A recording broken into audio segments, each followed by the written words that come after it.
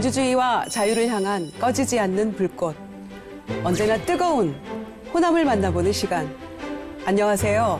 호남호남인의 김유정입니다.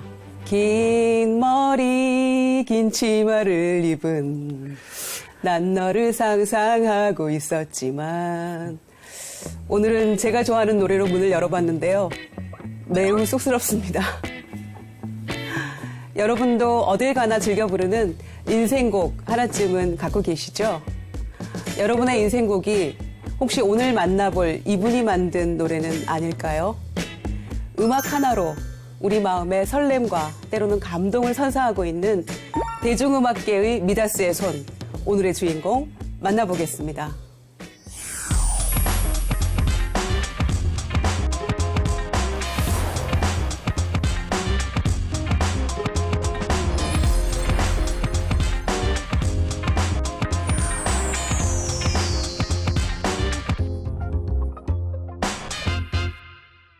김영석 프로듀서 모셨습니다. 어서 오세요. 안녕하세요. 반갑습니다. 네. 아, 노래 너무 잘하시는데. 앨범 내셔도 되겠네요.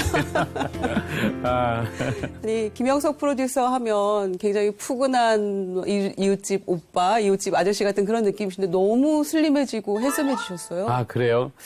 아, 살을 좀 뺐습니다. 15, 6kg 정도 이렇게 좀 감량을 했습니다. 네. 사실은 다이어트가 네. 유지하는 게 사실 더 어렵잖아요. 네, 대단하세요. 그래서 이제 아무래도 이제 50대가 넘어가니까 네. 예, 건강도 좀 생각해야 될 것 같고 또 아이가 지금 늦게 아이를 좀 낳았어요. 네. 그래서 아이가 이제 10살인데 아이가 10살 됐습니다. 이제. 아이가 이름 김아이입니다. 따님이 예, 이름이 예. 김아이예요? 네네네네. 어른이 돼서도 아이. 예. 항상 아이처럼 잘 지냈으면 해서. 아, 그렇군요. 근데 이제 그 아이가 이제 아무래도 어리다 보니까 예. 그래서 조금 더 오래 살아야 될 것 같아서. 그래서 아빠가 예. 건강 관리를 열심히. 네네. 그래서 요즘 운동도 하고. 예. 예, 좀, 아버지는 역시 위대하세요. 예, 하여튼 좋은 동기부여인 것 같습니다. 김영석 프로듀서의 인생 키워드 살펴보겠습니다. 첫 번째 키워드는 동심입니다. 동심을 첫 번째 키워드로 뽑아주신 이유가 있으실까요? 음악을 하는 목적 혹은 또 예술을 하는 목적이 가장 중요한 게 그러니까 울고 싶을 때 울게 만들어주고 웃고 싶을 때 웃게 만들어주고 이런 매개체 역할이라고 생각하거든요. 나이가 들어가면서 이제 그런 것들에 대해서 되게 갑옷을 입은 것처럼 방어하게 되잖아요. 어디 가서 내 감정을 보이기도 쉽지 않고. 근데 예술가는 이제 그런 동심이 있어야 그 안에서 그러한 그 매개체를 만들어 줄 수 있다고 생각하거든요. 네. 뭐 영화 보고 울 수도 있고 웃을 수도 있고 뭐 그렇죠. 솔직한 자기의 감정 표현 네. 이런 것들이 중요하다고 생각하는데 그것들이 그 영감을 주는 가장 큰 원천인 것 같아요. 예술을 할 때. 그래서 이제 작가로서의 가장 가져야 되는 어떤 기본적인 마인드는 동심이 아닐까라고 생각을 했습니다. 예. 그럼 지금까지 몇 곡이나 작곡을 하셨어요? 글쎄요, 뭐 자랑할 일은 아닙니다만 1,400여 곡 되는 것 같습니다. 예. 뭐 상상이 안 됩니다. 보니까 변진섭의 그대 내게 다시, 성시경의 잘 지내나요? 또 박진영의 너의 뒤에서, 임재범의 재회. 정말 국민들에게 사랑받는 그런 노래들인 것 같아요. 네네네. 이제 1,400여 곡이라고 말씀하셨는데 그 중에서 가장 사랑하는 곡은 어떤 곡이세요? 글쎄 작가 개인적으로 봤을 때는 초창기 곡들인 것 같아요. 그때는 이제 제가 유명하지 않을 때니까 그 뭐랄까 좀 제 안에서 그냥 녹여내서 곡을 쓰잖아요. 예. 그러니까 내 경험을 쓰거나 내 사랑 이야기, 이별 얘기를 쓰는데 그런 것들이 아무래도 이제 진정성이 묻어 있으니까 초창기 작품이 애착이 많이 가죠, 개인적으로는. 네. 지금도 계속 작곡 활동을 하고 있기 때문에 지금 쓰고 있는 곡이 사실은 애착이 제일 많이 가는 곡인 것 같아요. 개인적인 거 외로 봤을 때는. 예. 그걸 뭐 계속 고치고 다시 쓰고 고치고 또 고쳤던 걸 다시 처음에 걸 갖고 와보고 막 조립해보고 이 과정들이 애착이 없으면 못하잖아요. 예. 지금 쓰는 곡 그렇게 두 가지로 생각할 수 있을 것 같아요. 정말 함께 작업하셨던 많은 분들이 그야말로 대한민국 최고의 가수들이세요. 네. 그래서 그분들 중에서 김영석 우리 프로듀서께 가장 설렘을 주는 최애 가수가 누구신지 지금부터 한번 살펴보겠습니다. 제일 먼저 박진영 씨를 꼽으셨어요. 네. 어떤 인연이세요? 90년도 초반에 예. 박진영 씨를 김건모 씨의 백댄서로 만났어요. 아, 그렇군요. 네, 그래가지고 음악을 너무너무 하고 싶어하는 청년이었고 본인이 갖고 있는 음악적인 영감을 막 너무 이렇게 능동적인 친구였던 기억이 나요. 그 친구가 또 곡도 썼거든요. 예. 그때 당시도. 그래서 그걸 같이 이제 화성학이나 저는 이제 아무래도 클래식 전공을 했기 때문에 가르쳐주고 하면서 이제 되게 교류를 되게 많이 했고 저는 이제 발라드 느낌이 좀 강한 사람이었고 왜냐면 클래식을 전공하다 보니까 예. 민영이 같은 경우는 이제 춤 잘 추잖아요. 그러니까요. 댄스 음악이나 이런 R&B나 이런 쪽 좋아했었고 많은 것들을 저도 흡수했고 또 저도 진영이한테 많은 것들을 줬다고 생각해요. 그래서 그런 영감을 되게 많이 받았다. 사실은 진영이가 밖에 나가서는 형석이 형한테 뭐 음악적인 스승이다고 얘기하지만 저는 사실 진영이한테 영감을 되게 많이 받았거든요. 그런 교류했던 사이. 예. 예, 두 분의 어떤 상호작용이라고 해야 될까요? 네네네. 정이 정말 예, 훈훈합니다. 네, 예. 그래서 음악이라는 매개체를 통해서 많은 서로 이야기를 주고받았던 사이입니다. 자, 김영석 프로듀서의 두 번째 최애 가수는 누구일까요? 신승훈 씨 맞습니까? 네, 친구이기도 하고요. 아, 작업을 또 제일 많이 했던 가수 중에 한 명입니다. 그리고 승훈 씨는 또 특히 발라드나 이런 한국적인 에이블비의 정서가 아주 녹여있는 친구인데 예. 그런 부분들이 저랑 색깔이 맞았던 것 같아요. 그리고 또 발라드뿐만 아니라 뭐 댄스, 뭐 혹은 레게, 펑키 여러 장르들을 다 소화할 수 있는 친구고 아직까지도 공연을 하게 되면 많은 사람들이 와서 보고 항상 뭐랄까 좀 배우고 싶은 친구. 예. 성실성. 아까도 진영이도 성실을 제가 말씀드렸는데 이게 음악을 한다는 게 실성하듯이 막 하는 것 같지만 결국 성실하게 하는 게 되게 중요한 포인트인데 예. 그런 부분을 끊임없이 본인이 자기 개발, 자기 관리하면서 유지해가는 그런 친구이기도 하고 또 목소리를 들어보시면 풀 오케스트라가 있어도 자신의 목소리 톤이 이렇게 화살처럼 쭉 나오는 친구거든요. 그것도 쏘지 않고 포근하게. 예. 예. 그래서 엄청난 그 신이 주신 재능, 음색의 재능도 갖고 있는 친구여서 항상 같이 작업해보고 싶은 예. 많이 해왔지만 앞으로도 해보고 싶은 그런 친구입니다. 타고난 재능에다가 성실함까지 네네. 하셨으니까 정말 대단한 가수로 성장하셨네요. 네네네. 예. 자, 세 번째 최애 가수도 알아보겠습니다. 김조한 씨네요.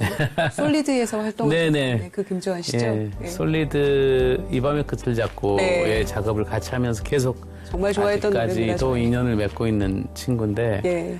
정말 R&B를 너무 잘하죠. 독보적일 만큼 잘하고 지금은 작곡가로 프로듀서로서도 성장하고 있고 아, 예, 그리고 또 후배 가수도 또 이렇게 보컬 디렉터나 보컬 선생님으로도 또 활동하고 있고 아직까지도 음악에 대한 열정이 정말 1도 줄어들지 않은 예. 예, 그리고 뭐 수백만 장이 나갈 때나 또 지금이나 항상 같은 어떤 성품을 갖고 있는 아, 예, 그런 친구죠. 사실은 뭐 남들은 한 곡의 히트곡을 만들기도 어렵다 이런 얘기들 하는데 정말 셀 수 없는 국민들한테 사랑받는 곡들을 많이 쓰셨어요. 타고난 천재가 아니신가 뭐 이런 생각도 듭니다. 아니요. 저는 천재는 진짜 아니고요. 곡비가 좀 싸고요. 그리고 좀 다작을 그냥 막 했던 것 같아요. 그냥 한참 그 젊은 시절 곡 쓰고 술 먹고 잠자고 예, 예를 들면 그런 생활들을 계속 했던 것 같고 그러다 보니 이제 많은 곡을 쓰게 됐고 또 제가 거절을 잘 못해요.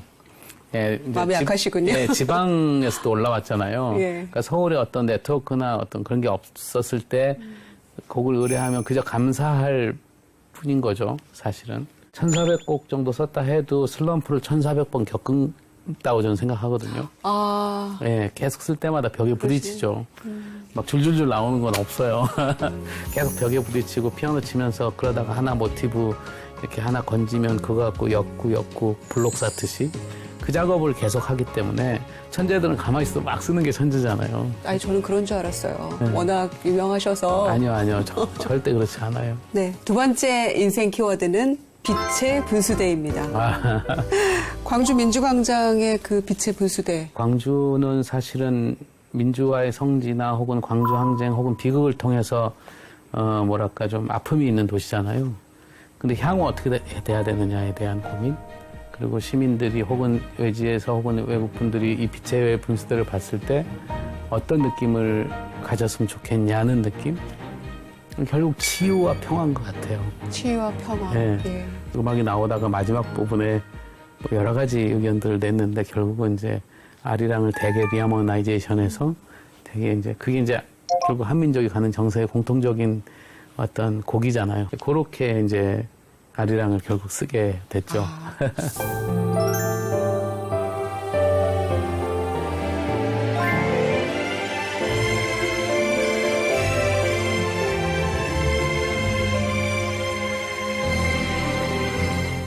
굉장히 광주 시민들에게는 뭐 인상 깊게 각인이 되어 있고요. 네. 또 광주가 갖는 그런 상처, 오랫동안 사실 쉽게 극복은 안 됐습니다만은 그렇게 앞으로 나아가는데도 이 빛의 분수대가 굉장히 많은 역할을 하고 있어요. 아, 그런가요? 예. 너무 감사한 일이네요. 예, 그런 점에서 예술가들의 일종의 사회 참여 같은 건데 광주 시민들에게는 많은 용기와 위안이 되고 있죠. 예, 그런 점에서 광주 출신인 저도 감사드립니다. 아니요, 제가 감사드리죠. 예. 제 어떤 음악을 통해서 그러한 위안을 받고 또 치유된다면 그 대상에게 제가 감사를 해야죠. 광주에서 학창 시절 보내셨죠? 네네네. 예, 그래서 고등학교까지 나왔습니다. 예, 남다른 애정을 갖고 계실 텐데요. 광주 하면 어떠세요? 학창 시절 생각도 많이 나시고요. 아주 어릴 때 그냥 아무것도 모를 때, 뭐 지금도 뭐 아는 건 없지만, 근데 그때 이제 저한테 가장 각인되었던 고향의 예. 기억이고요. 또 하나는 그 미안한 마음이 있어요, 좀 광주에는. 예. 왜냐면 어떤 마음이세요? 제가 이제 광주항쟁을 겪은 세대거든요, 9중3 때. 그리고 대학을 이제 서울로 왔단 말이죠. 예, 근데 이제 그때 당시에 이제 데모를 할 때 그때는 광주 사태라고 얘기를 했었어요. 그래서 광주 사태 해명하라가 이제 뭐 구호였는데 그걸 뒤로 하고 저는 연습실로 갔단 말이죠. 상관이 없는 일이야. 예. 나는 음악을 해야 돼. 그것에 대한 마음의 빚이 남아있어요. 예, 빛이 있죠. 내가 갖고 있는 그 아주 조그만 재주로 뭔가 역할을 하면 좋겠다라는 예. 생각을 하게 됐고요. 근데 그 토양이 다 역시 광주의 어떤 광주에서. 기억이죠. 예. 예, 고향의 기억이었고.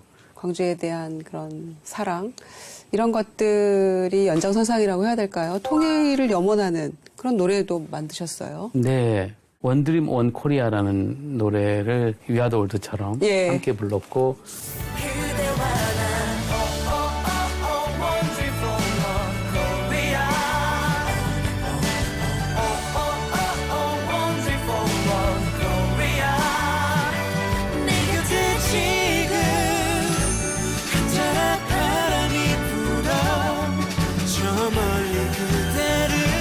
내 음악이 일조를 좀 할 수 있을까라는 것에서 출발했고요. 예.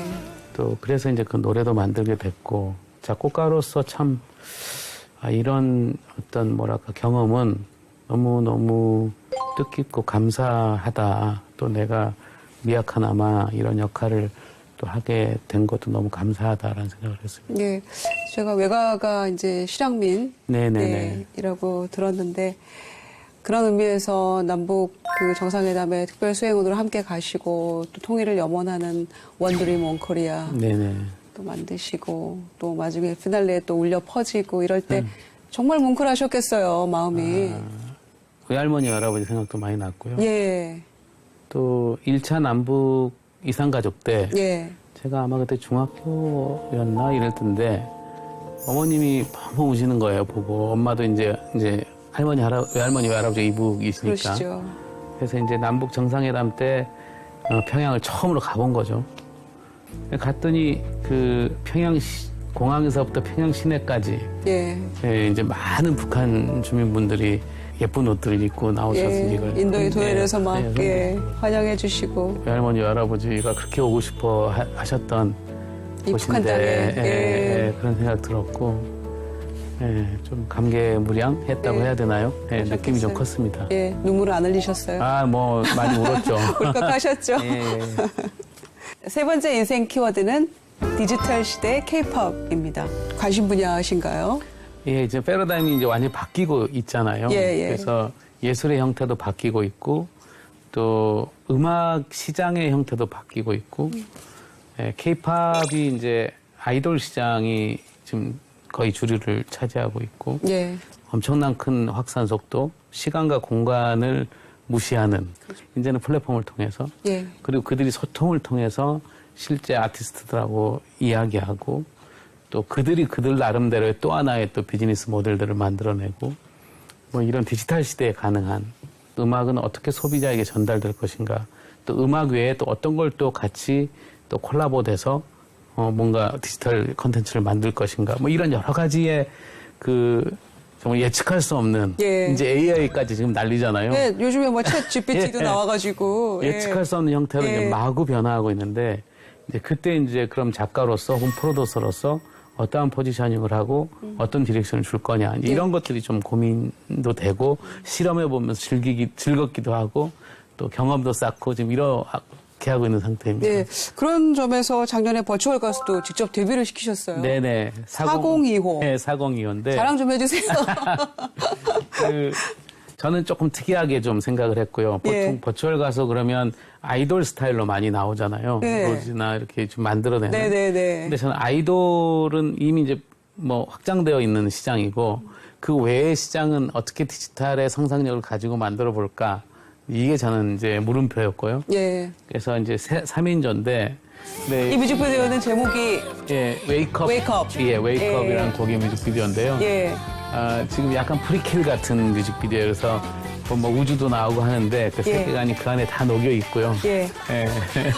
아주 재밌고 황당하고 재밌네요. 좀 뭐랄까 설정 자체가 예. 그러니까 디지털이라는 게 그런 것 같아요. 디지털은 우리가 할 수 있는 모든 우주 끝까지 모든 걸 상상할 수 있게 만든 게 디지털이라고 저는 생각하거든요. 네, 상상력의 한계를 뛰어넘는 것 뛰어넘죠. 같아요. 예. 네. 그러니까 신이 되고 싶은 거죠. 인간이 디지털이라는 것 자체가. 네, 네. 어쨌든 근데 이제 그러한 상상력을 계속 부여시키고 그 음악으로 어떤 실험을 하고 스토리나 세계관은 뭘 집어넣고 이제 이런 것들이 바구니가 막 너무 커진 거죠, 사실은. 네. 그때 이제 이걸 레시피가 많아진 거예요, 실제로 얘기하면. 어떻게 기업과 브랜드도 하고 또 팬들하고 소통하고 또 음악은 다양하게 만들어내고 예. 그다음에 OTT도 만들고 NFT도 예. 하고 또 웹툰 뭐 이런 시장이 다양하잖아요. 네. 그래서 그런 것들 염두에 두고 지금 한번 실험해 보고 있는 상황입니다. 정말 다양한 시장에 무한대로 뻗어나갈 수 있는. 네. 예. 그러면은 프로듀서님 보시기에 이 디지털 시대의 케이팝의 어떤 미래 전망은 어떻게 보고 계세요? 이제 스텝 1을 밟았다고 생각해요. 아이돌 시장이 이제 음악이 다 좋은데 또 뭐가 있지를 찾아본다면 우리나라에 너무나 좋은 음악들이 많이 있어요. 대중음악들도. 그랬을 때 이제 이것들을 어떻게 갖다 끄집어서 앞단에 어떤 형태로 갖다 놓느냐. 예. 기획을 하고 예. 또 테크와 접목을 하고 이런 형태로. 그러면서 이제 다양하게 음악들이, 케이팝의 음악들이 변화, 발전해 나가는 것.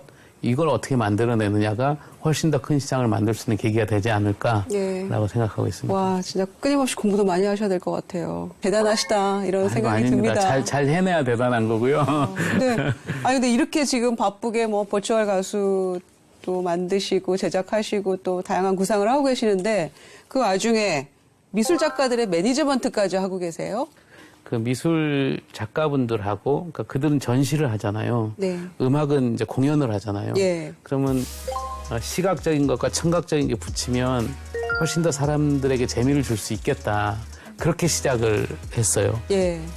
그리고 그때 당시 이제 팝아트 작가분들은 뭐랄까 좀 기업하고 콜라보하고 일할 때 자기 권리를 다 그 받지를 못하는 경우가 많았고요. 네. 그러니까 이제 저도 작곡가이다 보니까 권리에 대해서 되게 민감할 수밖에 없잖아요. 예. 제 거 못 챙겨도 이 작가님 이렇게 보니까 너무 그 불합리가 많은 거예요. 예. 억울하죠. 예, 그래서 이제 좀 이렇게 도와주다가 변호사랑 이렇게 도와주다가 에이전시를 만들자 이렇게 된 거죠. 그래서 이제 만든 게 이제 아트펌이라는 회사고 예. 지금 팝아트, 파인아트, 미디어 아트 뭐 그다음에 그래피티, 설치, 사진 많은 작가분들 한 120여 분들이 같이 이제 에이전시로 이제 작업하는 그런 회사인데 재밌는 게 이게 디지털로 넘어가면서 NFT가 딱 나오는 순간 아트 NFT를 접목을 해본 거죠. 예. 그러니까 아트 작품을 가지고 그러니까 움직임을 주고 그걸 NFT화 시키고 그러면 음악을 갖다 붙일 수 있고 이걸 해본 거죠. 그러니까 그런 실험을 해볼 수 있는 좋은 토양이 나도 모르게 이렇게 이제 인프라가 돼 있었던 거죠. 예. 예. 선한 마음으로 또 이렇게 출발을 하시니까 또 그런 결과도 얻으시네요. 근데 NFT도 지금도 과정이기 때문에 네. 이게 어떤 결과가 앞으로도 나올지, 메타버스 상에서 어떻게 나올지, 뭐 혹은 현실 경제랑 붙었을 때 어떻게 나올지 예. 이런 것들에 대해서는 계속 더 뭐랄까 좀 실험이 필요한 상태인 것 같아요. 특별한 목표가 있으시다면요. 4025 이제 예. 출발했으니까 네. 잘 돼야 되는 게 가장 큰 목표고요. 제 곡들을 많은 작곡가나 싱어송라이터 분들이 다 찢어 발겨서 마음대로 다시 쓰는 지금 프로젝트 하고 있거든요. 아이비비 그래요? 원곡이 있으면 그걸 그냥 네. 이 테마를 가지고 아무렇게나 해라 그래가지고 자기네들이 이제 만들어서 또 만들고 뭐 그런 것들 또 창작 쪽도 이제 뭐 장편 애니메이션 예수의 생애 이제 작업 들어가요. 풀 오케스트라로 네. 그 작업도 있고 이제 음악이라는 어떤 테마 안에서 있는 교집합들이니까 예. 뭐 그렇게 크게 복잡하지는 않은데 아직은 조금 욕심이 많은 것 같아요. 저도. 지금 계획하시는 일들도 정말로 다 성공적으로 이루시길 저희가 또 열심히 응원하겠습니다. 고맙습니다. 네. 나에게 호남은 고향이죠. 제가 이제 광주에서 학교를 다녔고 제가 완전히 하얀 도화지 같을 때 색깔을 입혀줬던 곳이잖아요. 그래서 항상 각인되어 있죠. 그래서 제가 곡을 쓸 때나 뭐 음악적으로 뭐 표현을 할 때 그 방울방울 알갱이처럼 그 기억이 항상 묻어 있는 곳. 예, 그래서 항상 그리운 곳이라고 생각돼요. 왜냐면 어릴 때 추억이 있으니까. 예. 네, 오늘 호남호남인에서는 우리나라의 대표적인 작곡가이시죠. 김영석 프로듀서님과 함께했습니다. 저희는 더 좋은 모습으로 호남에서 다시 뵙겠습니다. 감사합니다. 너무 감사합니다.